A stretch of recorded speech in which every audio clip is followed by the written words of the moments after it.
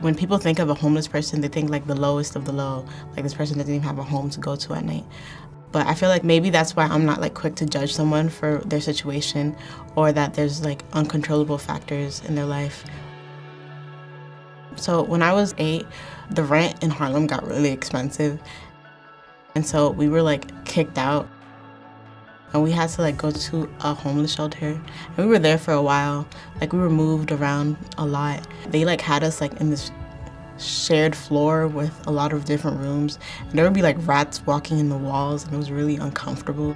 Experiencing like what a homeless shelter is, it's very easy to like lose faith or just become an angry person after you have to go through like such an exhausting and long process.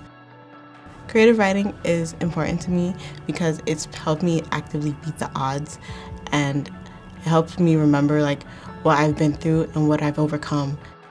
I've been teaching for close to 20 years, so I've been with a lot of kids in similar situations. But one thing I have to say about Kylie in particular is how she has used all of these situations and actually, you know, gotten stronger from them and turned it into very positive things for others, not just for herself.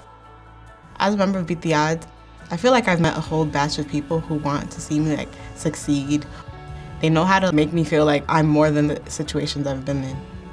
Last year, I was ready to pretty much quit teaching. But, you know, just watching Kylie emulate what we were doing in the leadership workshops and stuff, I was like, whoa, the person that I knew she could be, she was like becoming in front of me, and I was like, wow, I need to stay.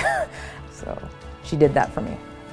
I feel like the mind is really powerful, because if you have faith that it'll get better, it will.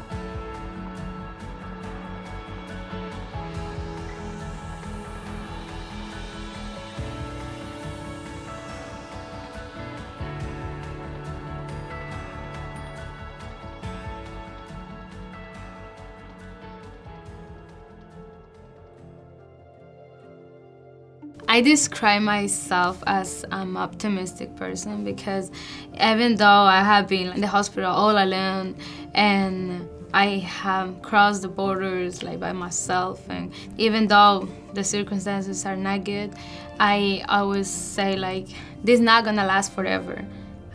When I was 12 years old, I was in my country in El Salvador, and I was diagnosed with CIDP. I went to the hospital and they just say, oh, we don't know how to treat it. CIDP disease is about like, I get my both arms and legs very weak, and I'm not able to walk and run, like do the regular activities. And then when I came here, I get hospitalized again like for 10 days. Everything that I have been through have made me think about my future now. For example, the disease that I have has made me shape like of what I want to be in the future, like a chemical engineer, and help to find cures for diseases. And also like an immigrant, I want to be like a model to follow to the other people. What I find really admirable about Julia is that who would have thought that this little girl in the hospital bed in El Salvador, left alone, would ever be in this position? Sounds like some movie that people would say, that's not even believable. And yet here it is, it's real. I think being an immigrant has added another level of commitment to really trying to better things for all people, but most especially people who find themselves in really challenging times. The BTS program has helped me a lot. First of all, like the workshops that I have attended to, I have met wonderful people here too, and we are in a country with a lot of opportunities. You can do this with a good mentality and focus on your work, focus on what you want to be in the future, that you're able to do whatever you want.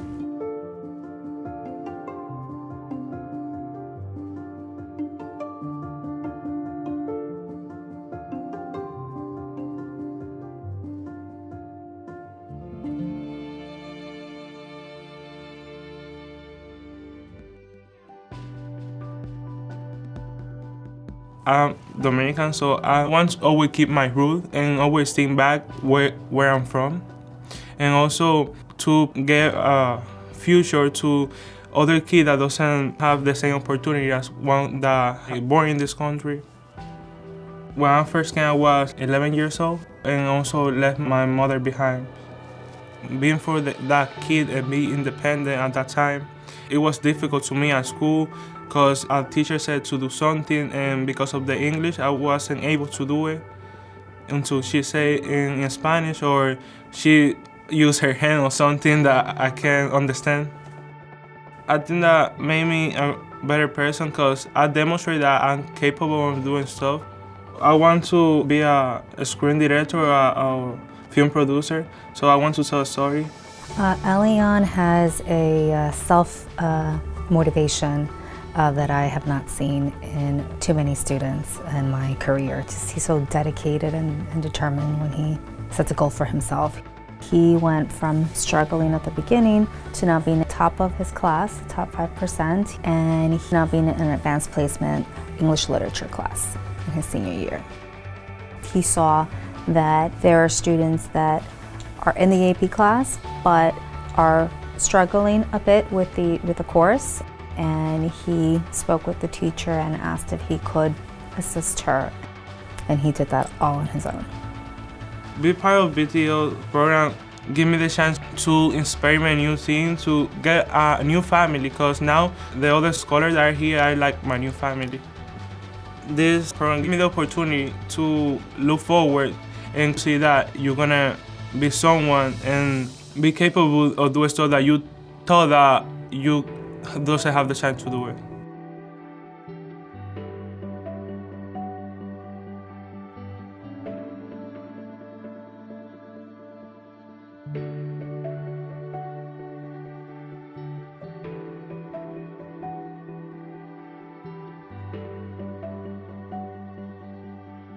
I migrated from my country here in order to get a better opportunity and education, but it was really hard for me. And I was like, I think having an opportunity to growth was not meant for me. Me and my family were kicked out of a house, and we didn't have nothing, no money, no clothes. Like, we didn't have food, and so we didn't have like a place to go. So it was like really hard for me, like what can I do as the oldest, one for 6 siblings? How can I help my mom to do it? I really tried myself to stay like strong for them and my mom, and that really taught me that in life sometimes, like even though it's obstacles, are an opportunity to keep going. Ella siempre ha inspirado ser alguien en la vida. Ella siempre ha querido ser la mejor. Ella siempre ha inspirado muy alto. Eso es algo bueno de ella. Y para mí, eso es una de las cosas que ella le hace especial. So I've been in Beat the Odds participate. One thing as I got here, they treated me as a family. I really felt like they're people who really care for me and want me to take my experience to a level in where I can help those who are facing the same thing as I am right now. Aparte de estar orgullosa, contenta, feliz, me siento muy halagada porque ella está bien, ella va bien, y eso fue algo que yo siempre anhelé para ella. Yeah, I would like to major in entrepreneurship and then create my own non-profit organization to help people in needs and also in the community, young adults and kids. All the bad stuff didn't kill me. I'm still here and I'm still standing for the reason.